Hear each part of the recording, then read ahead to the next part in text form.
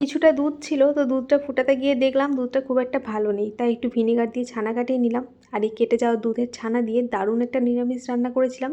খেতে কিন্তু ভীষণ ভালো লাগছিল।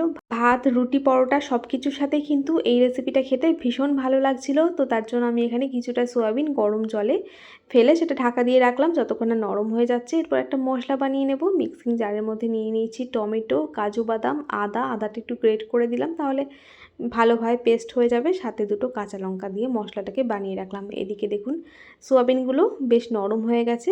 ততক্ষণে দেখুন সোয়াবিনগুলো কিন্তু সুন্দরভাবে নরম হয়ে গেছে। এখন ঠান্ডা জল দিয়ে ধুয়ে ভালো করে সোয়াবিনের জলটাকে বের করে নিচ্ছি।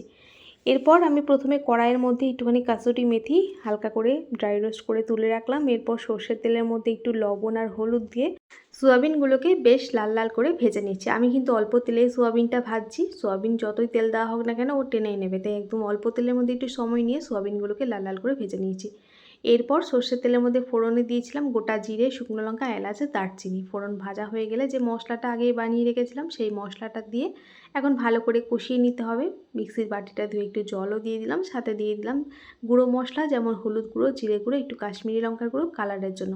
সেই সাথে স্বাদ মতো একটু লবণ আর চিনিও দিয়ে দিয়েছি। দেখুন মশলাটা ভালো মতো কষানো হয়ে গেছে, মশলা থেকে তেল ছেড়ে দিয়েছে।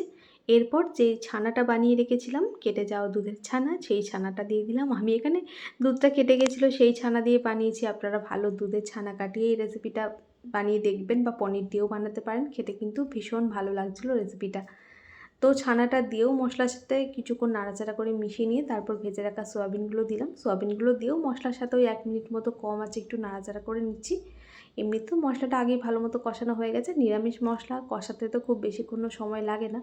এই সময় আমি দিয়ে দেবো পরিমাণ মতো জল, আর এই সময় একটু লবণও দিয়ে দিলাম। তো গ্রেভিটা যেরকম রাখতে পছন্দ করবেন সেই বুঝে জল দিয়ে দেবেন।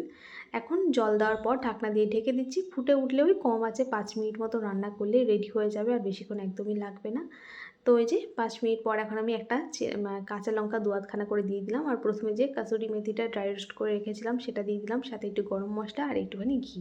ব্যাস এটা দিয়ে নাড়াচাড়া করে গ্যাস বন্ধ করে দিচ্ছি। একদম রেডি হয়ে গেছে। আর রেসিপিটা খেতে কিন্তু ভীষণ ভালো হয়েছিল। রেসিপিটা আপনাদের কাছে কেমন লাগলো বন্ধুরা একটু কমেন্ট করে জানাবেন। যদি বাড়িতে বানিয়ে খান কখনো এই রেসিপিটা, তাহলে আপনাদের কেমন লাগলো সেটাও একটু কমেন্ট করে জানাবেন। তো রান্নাটা করতে তো বেশিক্ষণ সময়ও লাগে না, খুব কম সময়ে ঝটপট বানিয়ে নেওয়া যায়। আর এখন আমি একটুখানি পরোটার সাথে খেয়ে দেখব। তো পরোটা, ভাত, রুটি সব কিছুর সাথেই কিন্তু খেতে ভীষণ ভালো লাগছিলো। আর আমার মেয়ে তো পনির খেতে ভালোবাসে, যার জন্য ওর এই রান্নাটা খুব পছন্দও হয়েছে। তো চলুন বন্ধুরা আজকের মতো ভিডিওটা এখানেই শেষ করছি। আবার দেখা হবে নতুন আরেকটা ভিডিওর সাথে।